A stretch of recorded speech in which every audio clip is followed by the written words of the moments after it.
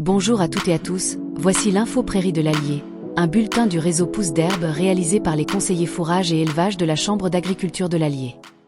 Bulletin technique numéro 26. Semaine numéro 31.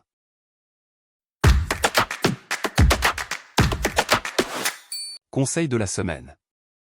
Quel devenir pour un maïs non irrigué selon son stade lié à la sécheresse? Pour un maïs encore vert, matière sèche entre 18 à 22%, il est encore trop tôt pour ensiler. Si sa hauteur est supérieure à 1 mètre, attendre pour ensiler et observer le remplissage en grains dépoupés. Suivant le rendement, il est possible de le stocker en silo ou en maïs ensilage en botte.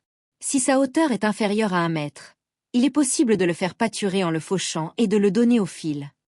Pour un maïs dont 30% des feuilles sont de couleur marron, soit il est possible de l'ensiler dès maintenant, en fonction de la quantité et du coût de mécanisation, mais attention au tassement du silo si la matière sèche est supérieure à 40%.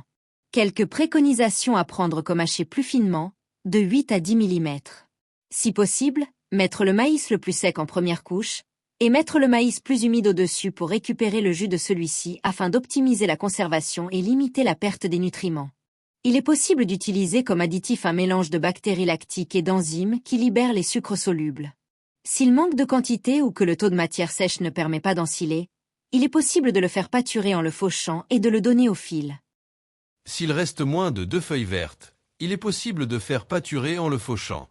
Malgré le dessèchement, la valeur énergétique reste élevée, de 0,85 à 0,95 UFL par kilo matière sèche grâce au sucre soluble, et la MAT est souvent plus forte du fait du faible rendement. Il est possible de mettre le maïs plante entière en botte pour une distribution immédiate, mais ce mode d'utilisation demande de la prudence. Ce fourrage se conserve très mal et une mise en botte peut rapidement entraîner le développement de mycotoxines. Il est possible de demander un accompagnement personnalisé adapté à la situation avec nos conseillers élevage. N'hésitez pas à nous contacter au 04 70 48 42 42. Merci de votre écoute.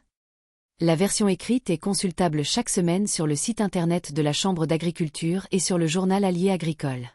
Ce bulletin a été rédigé par Amélie Bouchant, Francis Bougarel, Lisa Breton et Marie Lamarque.